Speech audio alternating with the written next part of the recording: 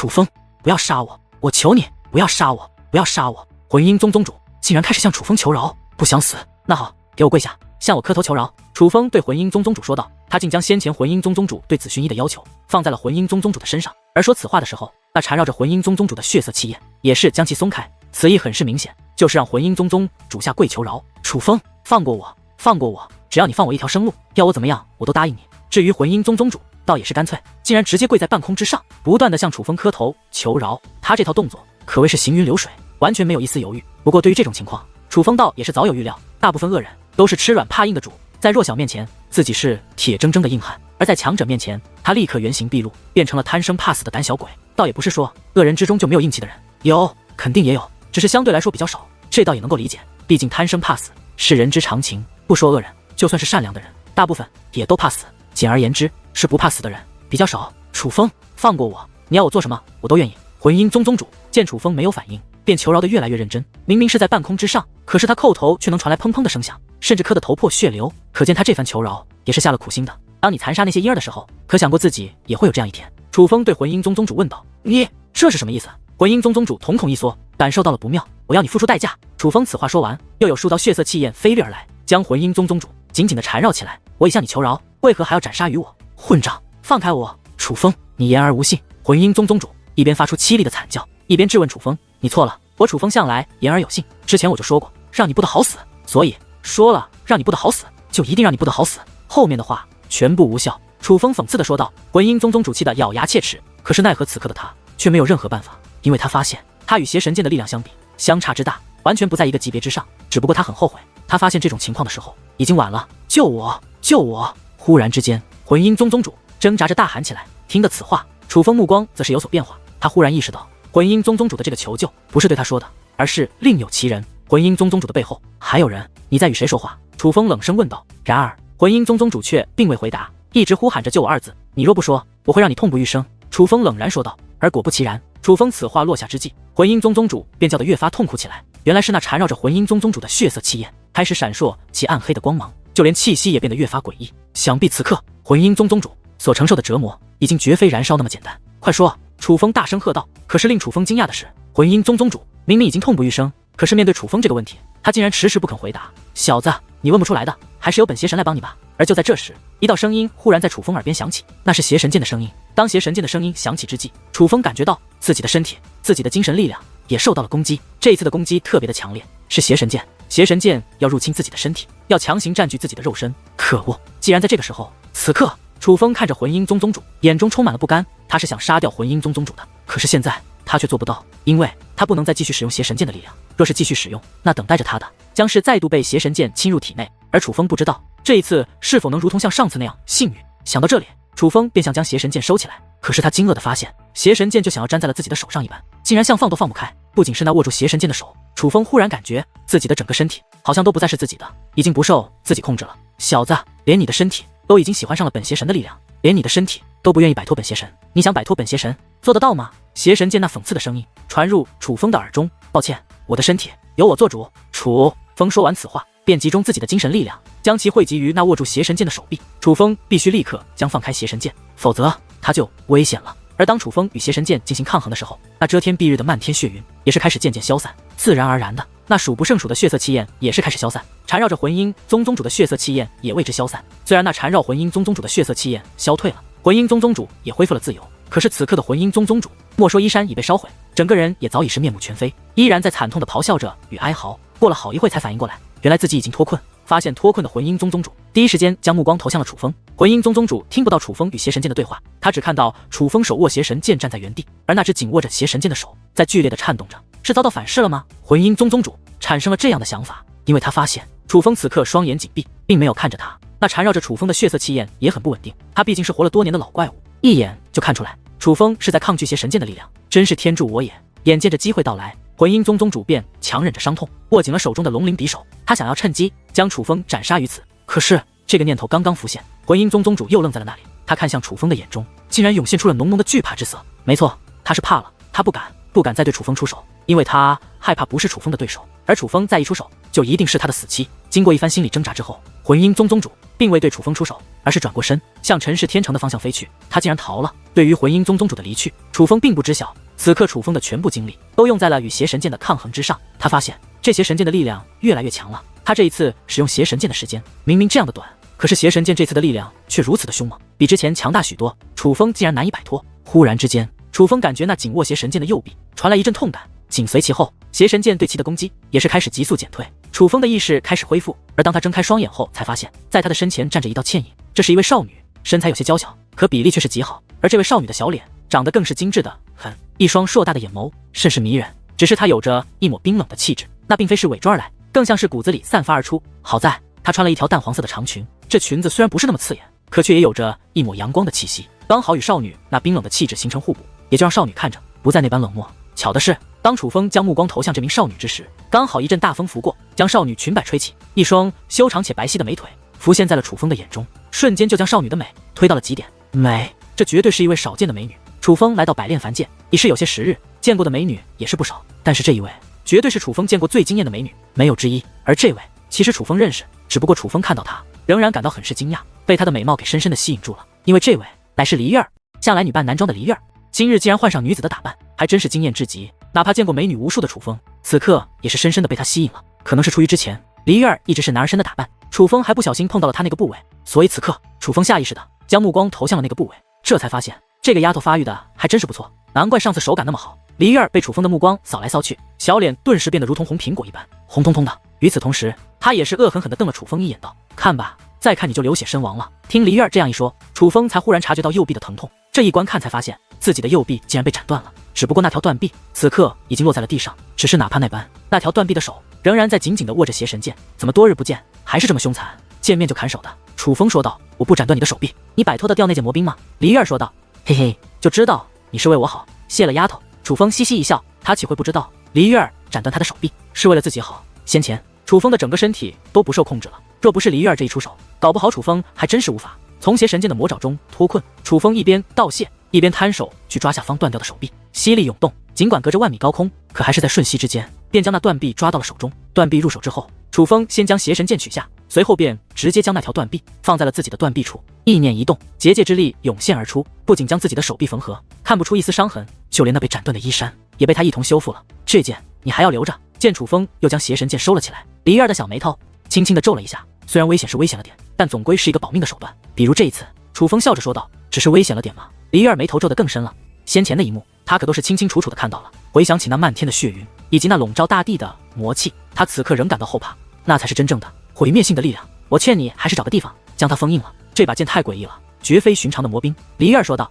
听到黎月儿这样一说，楚风也是心中一动。黎月儿应该出身不凡，此女的剑是非百炼凡界的人可比，而他给予了这样的评价，这更加证明了邪神剑的不简单。这倒也难怪，邪神剑毕竟是一把其父亲都无法看透的兵器。我心中有数。楚风淡淡的笑道。尽管知道邪神剑的危险，可楚风还是决定将其继续带在身上。随你。见楚风执意如此，黎月儿也不再深劝，不过他却轻轻地瞟了楚风一眼，那种目光有些冷漠，就好像在说：“你的死活与我无关一般，你怎么会出现在这里？该不会是担心我的安危吧？”楚风笑眯眯地说道。听得楚风这样一说，黎月儿再度冷冷地瞥了一眼楚风道：“想来凑凑热闹，碰巧遇到了你们罢了。我就说嘛。”其实对于这个回答，楚风并不意外。黎月儿的这种性格怎么会是故意来找他的？再者说了，黎月儿也不应该知道楚风在这里才对。我要走了，顺便与你告个别。黎月儿说道。可是黎月儿接下来的这句话可谓话锋急转，尽管前面并未承认是特意来找楚风的，可是现在这句话的意思分明就是来找楚风的。这一刻，楚风不由感叹，黎月儿这个丫头还真是有趣。不过楚风也有些高兴，这个冷漠的丫头能够特意来与他告别，这说明在黎月儿的心中，起码也是将楚风当作朋友来看了吧。你要去哪？回你的家乡吗？楚风问道。他早就知道黎月儿绝对不是百炼凡界的人，她这样的天之娇女应该属于上界才是，不是回我的家乡，只是换一个历练的地方。黎月儿说道。哪里？楚风问道。大千上界。黎月儿说道。那说不定我们日后还会再见。楚风淡淡的笑道。虽然此处是大千上界掌控的，这里通往上界的传送阵法也都是直通大千上界，但是你若不想去大千上界，我可以帮你去你想去的上界。黎月儿说道。你的手段还真是多，不过不用了，因为我最想去的地方便是大千上界。楚风说道。可就在这时，楚风的眉头忽然紧皱，原本面带笑意的脸上顿时被痛苦的表情所代替。只是这一瞬间，楚风的脸色便变得如白纸一般，双拳也是紧紧地握了起来。仔细观看，楚风的浑身都在颤抖，那是疼得发抖。怎么了？见状，黎月儿赶忙搀扶住了楚风。是那魔兵的反噬。楚风艰难地说道。反噬？听得此话，黎玉儿将一颗金色的丹药取出，递给了楚风，道：“快将其服下。”没用的。楚风摇了摇头，要你服下，你便服下。黎玉儿强行将那颗丹药丢入了楚风的口中，随后便带着楚风向远处飞掠而去。楚风惊愕地发现，那颗丹药入口之后，竟然自动炼化，化作一道道能量体，融入楚风的全身各处。这一刻，暖流涌遍全身，随着那暖流的进入，楚风那难以忍受的疼痛竟然真的好转了不少。而也正因为这颗丹药的奇效，便让楚风知道那颗丹药定然价值不菲，否则不可能抗衡邪神剑的反噬。他又欠了黎玉儿一个人情。丫头，你这修为增进的够快的。这一刻，楚风也是注意到黎玉儿带着他前行，速度非常之快。黎玉儿的修为已经不再是五祖巅峰，他已经突破了。现在的他乃是一位一品真仙，五祖巅峰本来也不是什么难关，以你的天赋，要不了多久也会突破。黎玉儿说道。可是他这话说完，却发现楚风并未回答，下意识的他便看了楚风一眼，这才发现楚风已是满头大汗，整个脸庞都扭曲起来，那个模样比先前还要痛苦得多。我那丹药可是专门针对反噬的，难道无效？黎玉儿问道。可是此刻的楚风疼得已经快要失去了意识，因为眼下的疼痛比黎玉儿给他服用丹药之前还要难以忍受数倍，那种痛苦远非常人可以想象，就仿佛自己的灵魂在不断的被人撕裂，然后重组，再撕裂，是灵魂而不是肉身。对于楚风这种修为的修武者来说，肉身的痛苦不算什么，但是灵魂的痛苦却是致命的。肉身毁了可以重铸，可是灵魂灭了便是真的死了。此刻楚风所遭受的折磨便是来自于灵魂的，并且这次的反噬实在太强。很快的，楚风的意识便彻底模糊，竟然昏死了过去。在陈氏天城的西南方，有着一片古老的山脉，这片山脉的最顶端直入云端，寒气逼人，常年被白雪所覆盖，这是一片极寒之地。而在这极寒之地的一座山洞中，魂音宗宗主便藏在这里。这里明明非常的寒冷，可是他的身上却散发着重重热气，那热气莫说将整个山洞的积雪融化，就连这个山头的积雪也都被其所融化了。随着邪神剑的力量消失，那封锁他全身的血色气焰也早已经不见，可是在他的身上却留下了一重重血色的伤痕。那伤痕不仅散发着热气，并且给予他难以忍受的痛楚，最重要的是，这伤痕他竟然无法治愈，也无法修复。救救我，大人，求求您，快救救我，我快熬不住了。魂音宗宗主强忍着伤痛跪在地上，苦苦哀求着。可是在他的前方明明空无一人，忽然在他的前方出现了一道身影，这个人白发苍苍，气质非凡，而他竟然是先前站在陈氏天城上空俯视下方一切的那3位处世天族中辈分最高、实力最强的老者。没用的东西，你当着楚风的面向我求助，可知道已经将我暴露了。老者看着魂音宗宗主，冷漠地说道，眼中还涌动着冰冷的怒意。大人，我对天发誓，我并没有与那楚风说您是谁，这个世界上除了我，没有人知道您的存在。大人，求求您，您快救救我，我不想死，我不想死啊！魂音宗宗主跪在地上不停地磕着头哀求着，可那位老者却是熟视无睹。大人，只要您将我救好，我一定将您的事情办好，若是我死了，魂音宗上下也没人能够做好那件事。魂音宗宗主继续说道。本来老者面色不改，可是当其听到魂音宗宗主为其做的那件事后，则顿时动容了。沉默片刻后，老者自乾坤袋内取出了一个玉瓶，玉瓶打开，顿时一股清凉之气散发而出。老者轻轻一弹，一滴水珠自玉瓶之中掠出，轻轻地落在了魂音宗宗主的身上。水滴落下，便急速扩大，只听哗啦的一声，化作一大片碧绿色的水花，布满了魂音宗宗主的全身。那水花并没有顺着其身体落下，而是缠绕着他的身体涌动着，就好像是在为其疗伤一般。可是那水花只浮现片刻，便消失不见了，就如同一片水花落入了干旱的沙漠，莫说瞬间就被稀释，甚至连一丝痕迹都没有留下。见此一幕，老者眉头微微皱起，显然此刻魂音宗宗主的伤势比他预料的要难以治疗得多。随后，老者又自玉瓶之中弹出10滴水珠，落在了魂音宗宗主的身上。这一次，那水花消失的时间稍微减少了一点，可依旧很快的便消失不见，被魂音宗宗主的肉身所吞噬。准确来说，是被魂音宗宗主身上的伤痕所吞噬。这种情况下，老者只得不断的加量，大概用了玉瓶之中1半的水滴之后，魂音宗宗主身上的伤痕才终于退去痊愈。多谢大人救我，多谢大人，大人的救命之恩，我魂魄渊必定铭记于心，永生不忘。伤势痊愈后，魂音宗看着自己那痊愈的身体，喜出望外，不停地向这位老者磕头作揖。先前被那伤势所困的他非常清楚那伤势的恐怖，那是一种无法解除的伤势，是可以活生生将他的灵魂烧灭的伤痕。若不是这位老者出手相助，他知道他可能连今日都撑不过去。可是面对魂音宗宗主的感谢，那位老者却看都不看他一眼，他只是看着手中的玉瓶，眼中充满了心疼的目光。若是这件事情你给我搞砸了，我定会让你承受胜过今日100倍1000倍的痛楚，最后再取走你的狗命。这位来自处世天族的老者冷漠地说道。大人放心，我一定不会辜负大人的信任，一定将此事办好。魂音宗宗主保证道。先别把好听的话说得这么早，那个楚风可还没死。老者说道。他还没死。听得此话，魂音宗宗主顿时目光一变，眼中涌现出了一抹浓郁的忌惮之色。大人，那楚风的魔兵太邪门了，小的真不是他的对手，大人可否话到此处？魂音宗宗主有些犹豫，但咬了咬牙，还是说道。大人可否帮助小人将他收拾掉？那楚风斩杀过我楚氏天族的人，若是我可以出手，岂会留他活到今日？但我们是什么身份，怎能参与百炼凡界的事？若是我可以直接出手的话，又何必要你这个废物帮我？老夫早就将一切办得妥妥当当。老者有些愤怒地说道。可是大人，那楚风对我恨之入骨，日后必然还会来找我，我不是他的对手啊。这样一来，哪怕是大人交给我的事情，小人也是难以办妥了。魂阴宗宗主说道。你这是威胁我？老者剑眉倒竖，顿时一股磅礴的杀意充斥着山洞之中。小人不敢。魂阴宗宗主吓得赶忙趴在了地上，连头都不敢抬起一下。其实当日孔氏天族那一战，楚风手中的魔兵便曾被人一个镇魔兵符压制过，只要你拿到那镇魔兵符，就可以克制他的邪神剑，而以他的本事，又怎会是你的对手？老者说道。镇魔兵符，那东西现在在哪里？魂阴宗宗主问道。现在周氏天族族长的手中。老者说道。那周氏天族族长消失许久，我该去何处找他？魂阴宗宗主目露犯难之色。哼，真是愚钝，这百炼凡界发生的一切，尽在老夫眼底。那周氏天族族长，他人不知道在何处，老夫又岂会不知晓？老者说道。大人所言极是，是小人愚钝了。听得此话，魂阴宗宗主面露喜色，可是很快他似是想到了什么，顿时目光有所变化，这才问道。晚辈虽然愚钝，可也看得出来，楚风掌握的魔兵绝非是凡物，周氏天族族长又怎会拥有可以克制那魔兵的宝物？他们自然不可能拥有那样的宝物，自然高人所赠。老者说道。那究竟是何人所赠？魂阴宗宗主问道。废话太多。听得此话，老者顿时大怒，对其呵斥道。既然伤势已好，还不快去办事？说完此话，老者将一块石头丢向了他，那石头上写着周氏天族族长此刻所藏身的地点。魂阴宗宗主拿到石头，向老者施礼告别，便立刻离开此处，向那石头所记载的地点行去。他非常清楚，他能够凭借一己之力，都靠了那把半成仙兵，而那半成仙兵便是这位老者所赐，是这位来自楚氏天族的老者给予了他凌驾于百炼凡界所有人之上的力量。可是他也很清楚，自从这位老者与他接触的那一天，他的命就已经不再受自己所掌控。他若想活命，就必须做到一件事，那便是言听计从。在魂阴宗宗主走后，这位老者却并未离开，而是望着远方，低声说道。自打楚风进入百炼凡界，这百炼凡界便完全不一样了。原本不管闲事的人，都因为那楚风多少插了一手。不过那赠与镇魔兵符的，到底究竟是何人？本以为他与楚风有着过节，会除掉那楚风，但他显然并没有那么做。楚风啊，楚风，你到底是何来路？莫非真的是他的后代？想到此处，老者那藏在袖中的双拳不由紧紧地握了起来。他虽然负责监视这百炼凡界的一切，可是有很多事也都是他所不知晓的，尤其是关于楚风的很多秘密，哪怕是现在的他也不知该如何解答。正因为如此，他才会在先前魂阴宗宗主为那镇魔兵符来历的时候如此愤怒，因为他不知道那镇魔兵符的主人究竟是谁，这让他有着一种挫败感。明明该是这百炼凡界上神灵一般的他，却未能做到神灵一般的掌控一切。老者发出一声轻叹，可依旧没有离开，似是在等待着什么。前辈。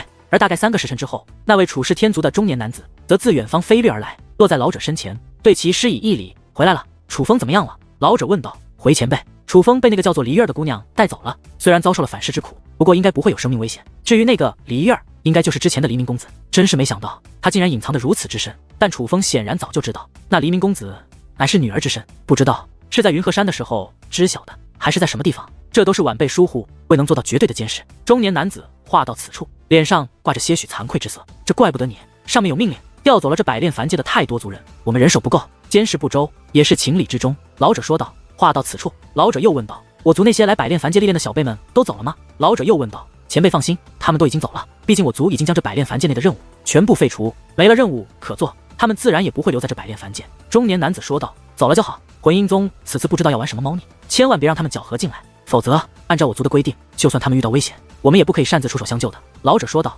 前辈，之前不允许我们出手相救，是因为他们有任务在身，可是现在任务全部废除了，他们也就不是历练之身，难道他们在百炼凡界出现意外，我们还不能出手相救？中年男子问道。谁说所有任务都废除了？除掉魂阴宗的任务不还是在吗？老者说道。提到此处，中年男子顿时神色一变，不由得看向了自己的左手，在他左手腕的地方有着一个明显的疤痕，那是曾被斩切手掌的疤痕。看着这个疤痕，中年男子的语气开始变得复杂。魂阴宗的任务太苛刻了，怕是除了我族之中那几位天之骄子，没人能够将其完成。依我看，最应该废除的任务就是这个任务。楚怀，其实你最不希望废除的任务就是除掉魂阴宗的任务吧？其实你比任何人都希望我楚氏天族的小辈之中有人可以将魂阴宗除掉，对吗？老者淡淡的笑道。然而对于此话，中年男子却并未反驳。其实以你的天赋，大可以在大千上界一展拳脚，又何必主动申请来这百炼凡界监视这里呢？老者问道。是我无能，未能在有限的年龄内灭掉魂阴宗，反而受到了这一刀的羞辱。可我还是希望我族之内能有人为我报了此仇。叫做楚怀的男子说道。年轻人，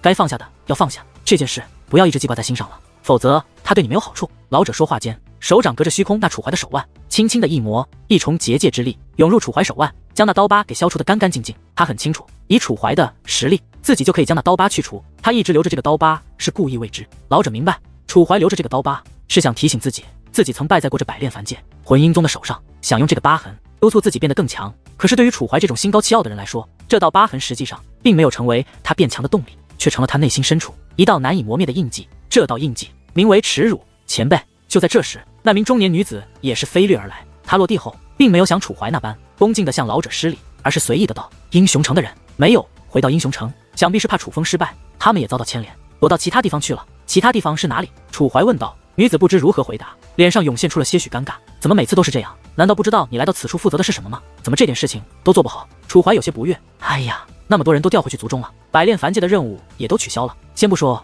我们人手不够，本身我们继续做这些监视也没有任何意义嘛。他们又不是处世天族的人，他们做了什么？他们是死是活，与我们有何关系啊？女子撅着嘴巴，很是委屈地说道。别看她是中年女子的模样，但却依然是一副小孩子的脾气。可这是前辈交给我们的任务，我们就必须认真完成。楚怀说道。好了好了，楚怀，不要责怪楚月了，他说的对，我处世天族的人都走了，这里的任务也都取消了，我们在这里其实也没什么可监视的了。其实要不了多久，我们也都要离开这百炼凡界，回到大千上界了。老者说道。前辈，您说的是真的吗？听得此话，叫做楚月的女子顿时大喜。自然是真的。老者说道。可是前辈，您不是说百炼凡界还有一个魂婴宗的任务在吗？相比于楚月的喜出望外，楚怀则是有些不愿离开。我族之内那几位天之骄子，虽然有着可以灭掉魂婴宗的实力，但他们却都已经过了完成这个任务的年龄限制，而除了他们几个，目前我族之内也没人可以完成这个任务，除非日后我族再出现一个逆天的小辈，并且他愿意来百炼凡界这个地方完成这个任务，否则怕是我处世天族没人愿意来这百炼凡界了。我们留在此处自然也没有必要，何况就算真的还有小辈愿意来挑战这个任务，我们那个时候再悄悄地随他下来就可以了。老者说道。听得此话，那叫做楚月的女子狂喜无比，高兴得又蹦又跳。可是男子则莫名的低沉起来。你们两个呀，也终于可以恢复本来的原貌了，不用再遮遮掩掩。老者说话间，大袖一挥，一片结界之力如星光一般倾洒而下，落在二人身上。下一刻，二人的容貌竟然纷纷变化，楚怀变成了一名青年的模样，而楚月也同样如此。只不过相比于楚怀的平凡，楚月则是一个有着几分姿色的女子。要离开这个鬼地方了，终于可以用自己本来的面貌了，还是年轻的比较好看。楚月拿出一面镜子，看着自己此刻俊俏的脸蛋，甚是满意，因为这才是属于他自己的脸蛋，这才是他本来的面容，是他引以为傲的模样。我们本来也是中年人，而楚怀则是一脸的无所谓。傻孩子，修武者的世界怎能与常人相比？100岁之内为小辈，1000岁之内为青年，1000岁之后为中年，5000之后才算是年迈的老者。这可是老祖宗定下来的界限。你们两个的年龄都还未到100岁，都还是真正的小辈，怎能自认为是中年？中年那离你们可还遥远着呢。老者笑眯眯地说道。可为何在这百炼凡界的许多修为弱小者，年过50就会衰老，年过100岁就已经白发苍苍？若想保持年轻容貌，还需要结界之术来修饰。楚怀问道。百炼凡界的这些人也算得上是真正的修武者吗？在老夫看来，真正的修武者起码要有真仙的修为才行。而你们可曾看到，修为在真仙境的修武者会在100岁以内衰老，会在1000年之内变成我这样的糟老头子吗？老者问道。楚怀与楚月回想自己所见过的真仙强者，发现1000岁之内者的确都还是青年模样，唯有过了1000岁才开始有衰老的迹象。可就算衰老，也只是中年模样。至于真正的衰老，起码要过了5000岁以后，因为除了有意伪装自己，起码要过5000岁以后，头发才会出现花白的迹象，脸上才会出现明显的皱纹。至于100岁以内的真仙者，那更是意气风发，嫩得出水，甚至还有个别的人，看上去就宛如少年与少女一般。这么说来，踏入真仙境就等于是脱胎换骨了。楚怀问道。亏你踏入真仙境这么多年了，竟然连这一点都没有感受到。老者淡淡一笑，说道。这是自然啊，踏入真仙才是真正的修武者，超出了人类肉身的限制。一般来说，真仙者强者都可以活到万年的。想啊，若是未曾修武的寻常之人，100岁已是寿命的极限，那么60被认定为老者，40被认定为中年，那自然没有问题，毕竟他们的寿命是那么短。可是真仙这一生的寿命可要以万年来定，这么一看，是不是1000岁以后定为中年都有些牵强了呢？老者问道。就是1000岁，相比于寻常人也才10岁而已，怎么能认定为是中年？应该是童年才是。楚怀哥哥，原来我们还是孩子啊！楚月天真的对楚怀说道。哈哈，傻丫头！听得此话，老者不由得笑了起来，一边抚摸着楚月的头发，一边说道。这年龄的定位乃是祖辈传下来的，自然有着它的道理，我们就算觉得不合理，也应该认可才是。毕竟哪怕是真仙，可到了1000岁之后，也的确会开始衰老，不能一直青春永驻。老者说道。可是前辈，按理来说，随着修武者的修为提升，寿命不是也会延长的吗？可为何我族之内，无论是真仙还是天仙，甚至是武仙，他们寿命的终点也都是以万年为界呢？楚怀问道。是啊，莫说半祖和5祖，我听我父亲说，就连有着奇遇的武帝，只要保养得当，使用续命之法，都可以活到万年之久。但是为什么真仙、天仙、武仙的寿命却都只是万年？这实在是太不公平了。明明差了那么多境界，明明那么努力的去突破，可是真的突破之后，寿命却不能得到延续。楚月说道：“踏入尊者境，寿命是可以得到延续的。”老者说道：“尊者境，那也太难了吧？”楚月说道：“就算是踏入尊者境，寿命能够延续多少，这也是看个人的。不过这也合情合理，不要觉得不公平。就算是修武者，可也仍是生命体，也要有生老病死。若是修武者，随着修为的不断提升，可以无限期的延长寿限的话，那么远古时期的那些强者也都可以存活至今。以他们的实力，又岂会有我们现在之人的事情？恐怕统治各个天河星域的，仍是那些来自远古的先辈们吧？”老者说道：“这倒也是，我听我爷爷说，远古的那些先辈们可是非常恐怖的存在，他们的实力可远非我们可比的。其实我们修武者能活万年之久已经很不错了，毕竟相比于寻常之人的100年寿命，万年已经是很长了。”老者说道：“话虽然这样说，可是我们好歹都是真仙啊！想一想，那些五祖、半祖，甚至连武帝，也可能活到与我们同样的岁数，我就感觉好不平衡。”楚月撅着小嘴说道：“话虽然这样说，可是莫说武帝了，就算是半祖和五祖，真正能够活到万年的你，见过几个？”老者问道：“好像未曾见过。”楚月摇了摇头，其实这些都是看机缘，看个人的，并没有绝对之说。就拿我族来说，曾经有一位真仙境的前辈，他资质有限，一生的修为就只停留在了真仙境，可是他却活到过5万岁的高龄才去世。虽然他这一辈子一直在用各种方法续命，但是5万年这么久，着实是少见。可是我族之中还有一位先辈，乃是5仙巅峰，距离尊者只是1线之隔，但是他却只活到了6000岁，连万岁都还远远没有达到，便大限已至，活活老死。老者说道：“这件事我也听说过，那位先辈可是一位修武天赋极高的天才，距离尊者只差1步了，只是奈何他的寿命太短了。据说他过了5000岁之后，便开始急速的衰老。当初为了帮他续命，我族可是使用了无数种续命的手段，但是都没有效果，真是太可惜了。如若不然，现在我族之中便又多了一位尊者境的强者了。”楚月感叹道：“所以啊，寿命这种事情还是随缘吧，太过计较反而得不偿失。”老者说道：“如果这样说的话，那么前辈您就一定算是天生寿命比较长的了吧？”楚月笑眯眯的说道：“前辈，您现在可要多注意身体才是，要适当的使用续命之法了。”相比于楚月的嬉皮笑脸，楚怀则是发自内心的关切。他们两个都知道，眼前的这位老者在楚氏天族辈分极高，因为他是一个活了万年之久的存在。用俗话讲，这是一个历经无数岁月，看尽人生百态的老怪物。寿命这种事，听天由命吧，强行续命有违天道，不可为之啊！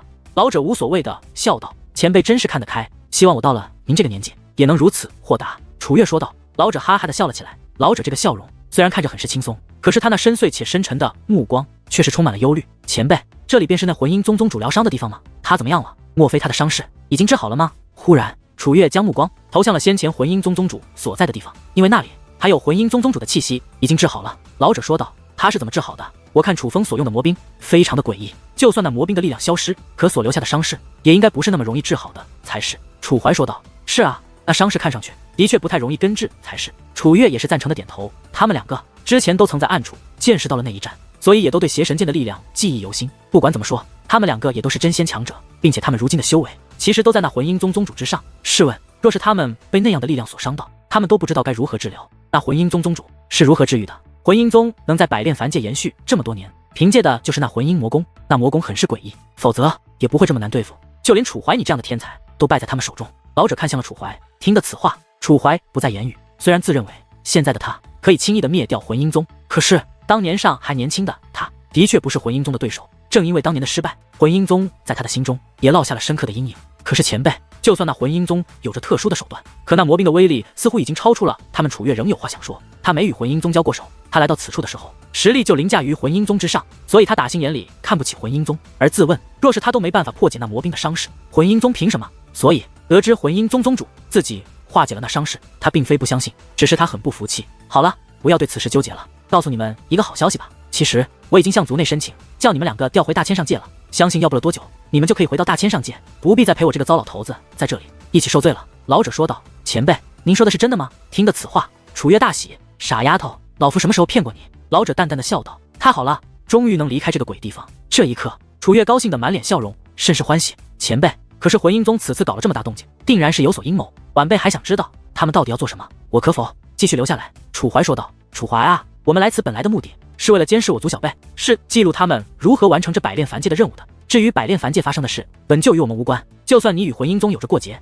可也不能越了线。回去吧，从今以后，百炼凡界的所有事你们都不必插手，一切交给我便可以，你们就只等着回到族内的消息吧。老者说道。见老者这样说，楚怀虽然心有不甘，也不好再多说什么，只得选择离去。毕竟在这里，他们必须听从这位老者的命令。而在楚月与楚怀离去之后，老者那脸上的笑意则瞬间褪去，在其眼中涌现出了一抹冰冷与阴狠道：你们两个小鬼，最好乖乖听话，可千万不要破坏了老夫的好事，否则休怪我不念同族之情。楚风遭受反噬之痛的侵袭，很快便陷入了昏迷之中。不知道过了多久，楚风才渐渐地恢复了意识。可当他睁开眼眸的时，却惊愕地发现，他此处身在的地方，乃是一片尸山血海之中。一眼望去，混沌一片，这个世界除了那具具尸体，便没有一丝生气，就仿佛整个世界都被毁灭了一样。可是忽然之间，天际之上血云翻滚，楚风看到在那翻滚的血云之中，出现了一双眼睛，那眼睛为血红之色，在天际之上，血云之中，如同两轮明日一般明亮。可是那双眼睛所散发的，却是滔天的魔气，让人看到这双眼睛，便会自灵魂深处为之恐惧、可怕。这个目光实在是太可怕了。任凭是楚风，此刻也是瑟瑟发抖，并非是楚风胆小怕事，而是他无法抵挡那种恐怖的目光，他根本无法控制自己的身体，他的抗拒来自于灵魂深处，是发自内心的恐惧。忽然间，那血云开始下落，而那双巨大而又恐怖的眼睛，距离楚风也是越来越近。滚开！楚风歇斯底里地发出了一声怒吼，这一声怒吼，他几乎鼓足了全身的力气。可他之所以这般，是源自于内心的恐惧，他害怕那个恐怖的存在距离太近。小子，你逃不出本邪神的手掌心，你总有一日会被我所掌控。一道阴森无比且自信满满的声音自那血云之中传来，那个声音追魂夺魄。当其响起的那一刻，楚风就感觉仿佛自己的灵魂都被其所掌控，将要被其撕裂一般，一股难以承受的痛苦也是再度涌遍自己的全身。太痛了，痛得楚风双眼紧闭，不停地咆哮起来。就这样，楚风不知道过了多久，这种生不如死的日子。直到某一刻，一个熟悉的声音忽然在楚风的耳边响起，楚风。可就在这时，楚风的耳边却响起了黎儿的声音。奇怪的是，听到黎儿的声音后，那折磨着楚风的伤痛竟然也随之消失。当楚风睁开双眼，发现自己所在的地方已经不是尸山血海，这是一座宫殿之中。宫殿不是很大，却很是精致。值得一提的是，此刻覆盖着他的是一座疗伤大阵，甚至就连他躺着的床也是专门疗伤所用。而在那大阵之外，站着一道身影，正呼唤着他的名字。这个人正是黎儿。看来我终于熬过来了。楚风揉了揉那仍有些发胀的脑袋，发出了一声苦笑。他很清楚，现在的他回到了现实之中，他应该已经度过了那反噬之痛的折磨。见楚风没事，黎儿也是解开了那座为楚风疗伤的阵法。虽然他没有说什么，可楚风却注意到了他的神色变化。先前他看楚风之时，眼中有着一抹明显的担忧，但是现在那么担忧已经褪去。别看此刻的黎儿看着跟个没事人一样，但是在楚风醒来之前，他显然也很担心楚风的情况。看来这个丫头也不是铁石心肠嘛。楚风，要不咱们就生米煮成熟饭，拿下了她怎么样？我看这丫头不错。淡淡笑眯眯地说道，我像是一个看到不错的姑娘就要拿下的那种人吗？我可是一个很专一的人。楚风说道。专一？我呸！女王大人狠狠地翻了一个白眼，这个白眼充斥着深深的鄙视。实际上，说完专一这两个字，楚风自己也都脸红了。若是专一的话，他就不会有紫菱、苏柔和苏美三个爱人了。不过在楚风看来，他虽然不专一，但是却也不滥情。他喜欢一个人，绝对不会单纯只是因为一个人的美貌，更多的还是看相处的感觉。而感觉这种东西很难定义，也无法控制，该来的挡也挡不住，不该来的想要也要不到。你没事吧？见楚风醒来却迟迟不说话，黎儿终于耐不住性子追问起来。没事啊。楚风赶忙回答，毕竟他与淡淡的对话，黎儿是不知道的。你没事？那你脸红什么？黎儿问道。是你，这个房间太热了。楚风尴尬地说道。他自然不会告诉黎儿，他是在和自己的戒灵讨论自己专不专一的问题而脸红的。听得此话，黎儿眉头微微一皱，不由得扫视了一圈。热？为了帮助楚风疗伤，这个房间他是精心布置的，这里的温度连修武者都会感觉冷，哪里会热？明知道楚风撒谎，但黎儿也没再多问。他本来也不是一个好奇心多重的人，看来你是无碍了。黎儿说道。是啊，应该是熬过来了。楚风站起身来，活动了一下筋骨。对了，丫头，我昏睡了多久？1个月03天。黎儿说道。这么久？听得此话，楚风顿时目光一变，脸上的轻松随之不见，相反还涌现出了一抹浓浓的担忧道。不知道现在赵红与殷前辈他们怎么样了？我只知道他们回过一次英雄城，但是很快就离开了。至于他们现在在哪里，我并不知晓。不过魂英宗宗主最近一直在魂英宗内忙碌着，并没有特意的寻找殷明朝他们，可能是根本就没把他们放在心上，也可能是手头上的事情比较重要。总之，我觉得你的那群朋友现在应该都是安全的。黎儿说道。谢了。楚风之所以说谢，那是因为黎儿能够这么快就说出这些事情，显然他是精心打探过的。而那些人是生是死，其实与黎儿都没有一丝关系。黎儿专门去打听这些事情，其实只是为了转告楚风而已。他早就料到楚风醒来之后会打探这些事情。魂英宗现在怎么样了？楚风再度问道。魂英宗究竟想做什么还不得而知，但看样子是准备将百炼凡界的所有人都汇集到那里之后才动手。百炼凡界还是很大的，而修为普遍又不高，哪怕是那些各门各派的修武者们帮忙，但以我看，魂英宗想把百炼凡界的所有人全部弄到他魂英宗那里，起码还需要2到3个月的时间。黎儿说道。不知道来不来得及。楚风说话间拿出了那本天军练兵谱。这是什么？黎儿好奇地将目光凑了过来，来看看。这本练兵谱可不是寻常的练兵谱，它可以让人练兵的过程中领悟到修武之道。楚风说道。这是宝贝，你自行留着吧。听得楚风这样一说，黎儿反而将他那好奇的小目光收了回去。不用这样吧，我不介意与你共享。楚风说道。我介意，无功不受禄。黎月儿说道。那当作是我求你，和我一起分析一下可好？楚风笑眯眯地说道。见黎月儿还没有反应，楚风又说道，你这些天对我这么照顾，怎么算是无功不受禄？况且若不是你帮我斩断手臂，断了我和邪神剑的联系，我现在可能都是生死未知，这可算是救命之恩。然而黎月儿却依旧不理楚风。不过楚风何其聪明，既然下定决心要与黎月儿分享这本天军练兵谱了，自然就有他分享的办法。楚风不再生拉硬拽的让黎月儿与他一同阅读感悟，可是楚风却可以将自己感悟到的天军练兵谱的方法直接念出来。黎月儿起初对楚风不理不睬，可是却也不由自主的认真听了起来。倒不是他太过心机，只是天军练兵谱的内容太过引人入胜，尤其对于戒灵师来说，的确有着难以抗拒的吸引力。很快的，黎月儿便动摇了，他干脆站到了楚风的身后，与楚风一同阅读这天军练兵谱。而值得一提的是，黎月儿不仅修武上面天赋异禀，这在修炼结界之术方面的造诣也同样利奥的。黎月儿与楚风一同感悟，与楚风一同分析，也帮了楚风不少忙。两个人互相拆解，互相探讨，反而加快了感悟这天军练兵谱的速度。短短半个月时间，楚风与黎月儿竟然将这天军练兵谱的内容解读出来，初步的掌握了这天军练兵谱的练兵之法。事不宜迟，现在就开始。楚风掌握了天军练兵谱的方法后，便将自己的所有练兵的宝贝都取了出来，摆满在了这宫殿之中。而楚风想要炼制的主材料，正是那块沾染了神龙之血的石头，也就是所谓的神龙血齿。不过，虽然是沾染了神龙血齿的石头，因为被凯红大师炼制过，所以看上去它就是一块四四方方的铁块。这块废铁，当楚风将自己的所有认为珍贵的炼器材料拿出来后，没有一样能让黎月儿刮目相看的，但唯独那块神龙血齿让黎月儿目光有所变化。有眼光，我身上最好的材料可就是它了。楚风说道。它的气息很特别，有什么来历吗？黎月儿问道。这是一块沾染了神龙之血的石头，不过因为它并不完整，想要将它炼成祖兵，需要一定的难度。楚风说道。这么好的材料，你只炼成祖兵？黎月儿诧异的说道。难不成还炼成为半成仙兵吗？这神龙血齿倒是够格了，可是其他材料我却没有。楚风苦笑起来。将整本天军练兵谱解读之后，楚风对于练兵之法可谓有了全新的认识。他自认为凭借着神龙血齿，他炼制出一把祖兵还是可以的，但是想要炼制出半成仙兵，那是绝对不可能的。倒不是说他怀疑自己的练兵技术，更不是说楚风不敢于尝试，而是楚风自认为除了神龙血齿之外，他其他的练兵材料根本就无法炼制成半成仙兵。就在这时，黎月儿忽然大袖一挥，竟将楚风那些炼器材料全部吹到了角落，只留下了神龙血齿还摆放在原地。见此一幕，楚风目露不解之色，可是还不待楚风开口询问，只见黎月儿已是取出了一个乾坤袋。这个乾坤袋对着半空一甩，下一刻无数珍宝飞落而下，落在了神龙血齿的两旁。那些全部都是炼器的材料，并且都是极为珍贵的炼兵材料，甚至一些炼器材料可以与楚风的神龙血齿相媲美。这个丫头也太富裕了吧！楚风必须拿下这个丫头，抱紧她的大腿啊！这一刻，就连女王大人也是忍不住赞叹起来，甚至双眼都在冒光。如果说先前的楚风除了神龙血齿根本就不具备炼制半成仙兵的材料，那么现在只论材料的话，他就算炼制3件半成仙兵也是绰绰有余。这些材料你随便挑选，挑最好的用。黎月儿说道。好，算是我借你的，日后一定还你。楚风倒也没有矫情的拒绝，因为现在的他的确需要这些材料，但是这些材料太珍贵了，楚风不能白白的享用。不用，你那天军练兵谱的珍贵程度胜我这些材料100倍甚至1000倍，是我欠你的。黎月儿说道。一码归一码，说借的就是借的。楚风说道。炼制半成仙兵，你一个人很难做到，就算可以做到，时间上也不够。我可以帮你，虽然只能做辅阵师，可我毕竟也掌握了天军练兵谱，所以这次练兵若是能够成功，那我也会从中受益很多。因此就算我提供了材料，可也是为了自己，你根本不用有负担。黎月儿说道。我说了，是我借你的。楚风坚定地说道。见楚风如此执意，黎月儿眉头皱了皱，随后不耐烦的道。随你。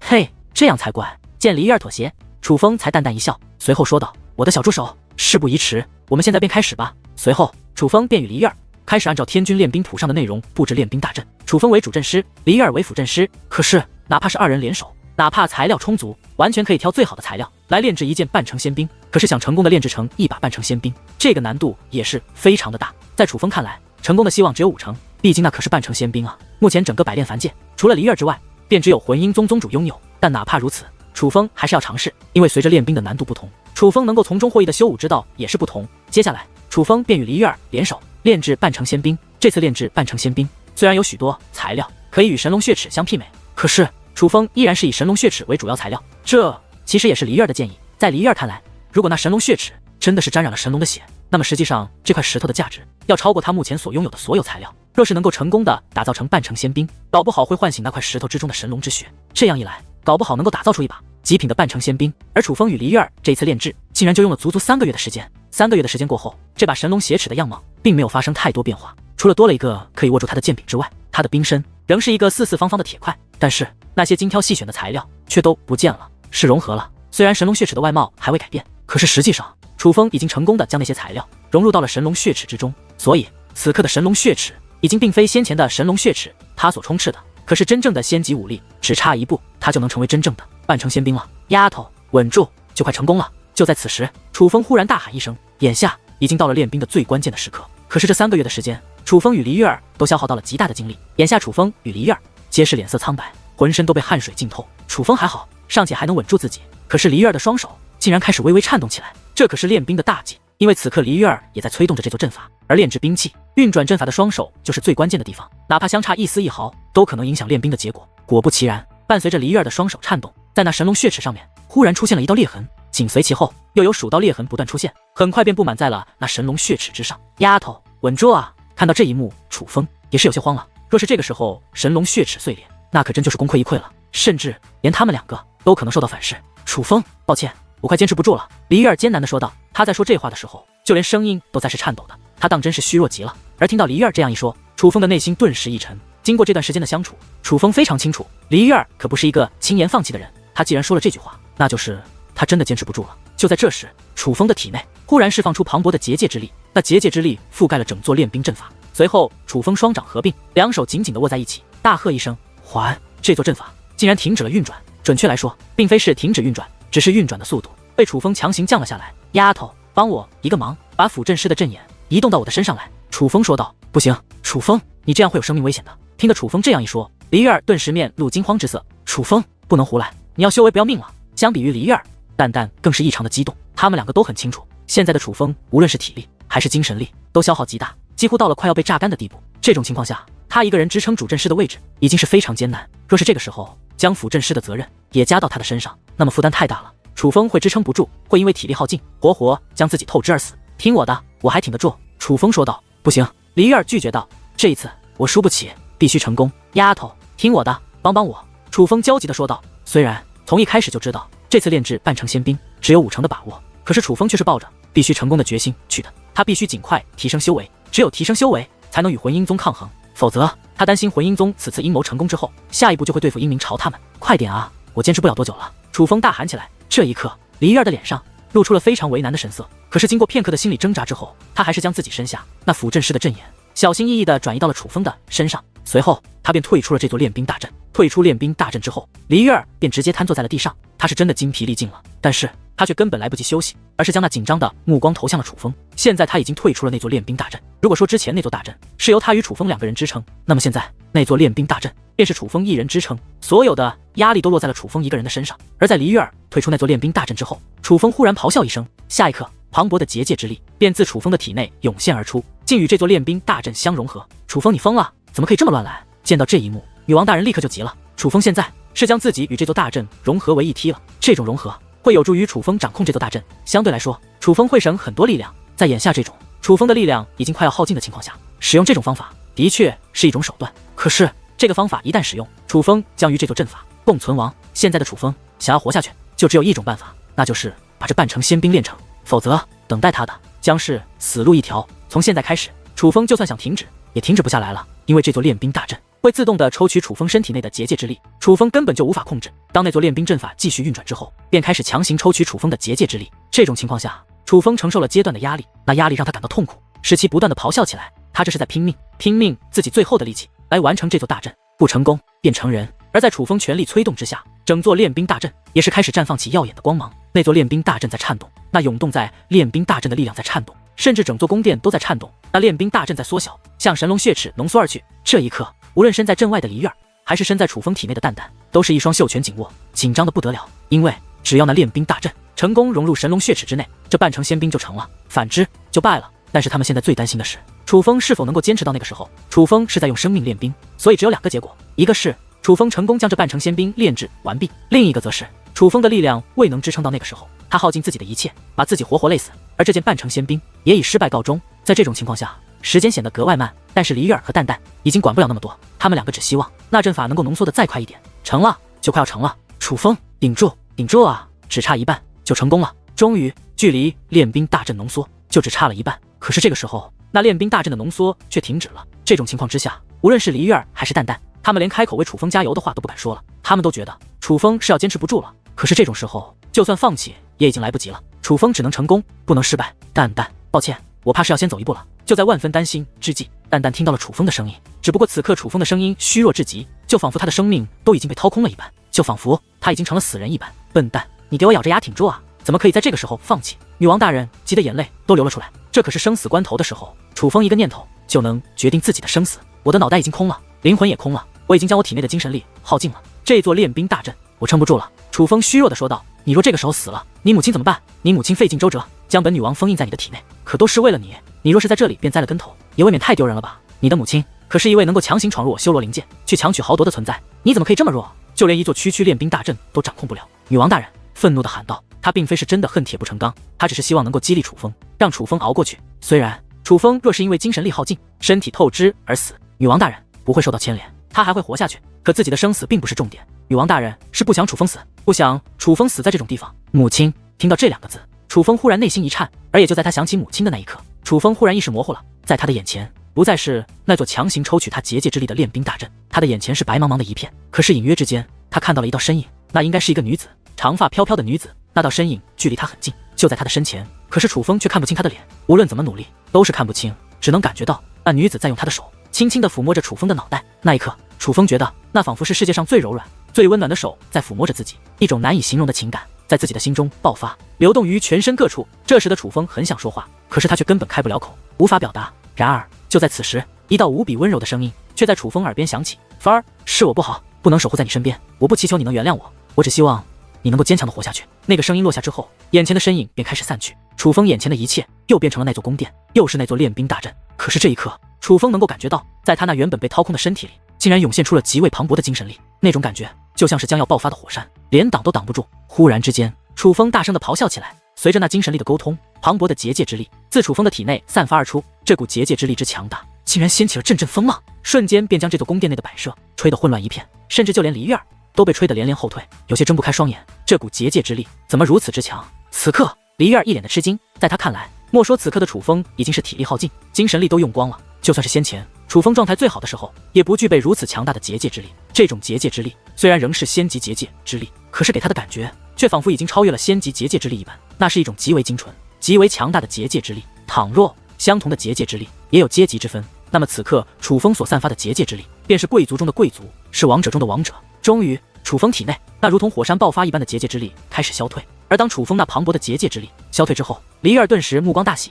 因为此时此刻那神龙血齿就在楚风的面前，但是他所散发的气息却是与众不同，他不再只是一块废铁，他此刻所散发的气息竟是浓浓的仙力，这是一件半成仙兵。楚风，你成功了，你做到了，你成功的炼制成了半成仙兵。此刻，女王大人欣喜若狂，要知道先前的楚风可是一只脚踏入了鬼门关，很可能就活不过来了，但是他最终还是成功了。这种成功实在是太不易了，女王大人怎能不喜？就是样子丑了一点。融合之前本该修改冰身的，但是我急于融合，为了节省结界之力，便略过了那一步骤。楚风淡淡的笑道，此刻的神龙血齿着实是有些丑，虽然多出了一个楚风可以握住的剑柄，可是他的样子仍是一个四四方方的铁块。最重要的是，他比炼制之前还要丑，因为黎儿的失误，这神龙血齿的身上多出了很多裂痕，看上去这就像是一块碎裂的铁块。若不是他的身上的确散发着仙级结界之力，那一定没有人会认为这会是一件半成仙兵。都怪我，若不是我没能挺住，也不会这般了。黎儿很是自责地说道。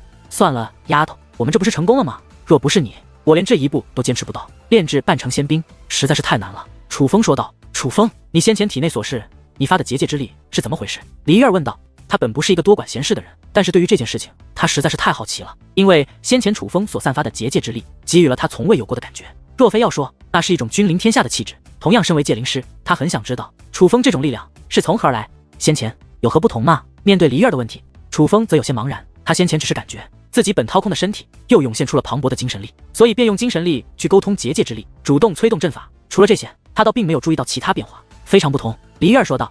没错，你先前的结界之力简直强得可怕。女王大人也是说道。想到此处，楚风意念一动，一重结界之力便自体内释放而出。不对，这并非先前的结界之力。黎儿摇了摇头，此刻楚风所释放的结界之力，与楚风以往的结界之力一样，虽然同样是仙级结界之力，但是却根本就没有先前那种气势磅礴、君临天下的感觉。我也不知道怎么回事，我能够释放的结界之力就只是这样的。楚风说道。楚风不知道先前自己的结界之力究竟是怎么样的，能够让黎月儿如女王大人都这般惊讶。但是现在他能释放出的结界之力，也就是这个模样。与以往相同，见楚风这样回答，黎儿也不再追问。他感觉楚风不像是骗他，楚风应该也不会骗他，真的不知道怎么回事吗？怎么会无缘无故爆发出那样强横的结界之力？女王大人问道。真的很强横？楚风问道。这毕竟是发生在自己身上的事情，楚风也是非常的好奇。说是强横也不对，因为那仍是仙级结界之力，可是感觉却很不同。总之很厉害。女王大人说道。但先前我看到的，你没看到吗？楚风问道。什么？你看到了什么？女王大人追问起来。看来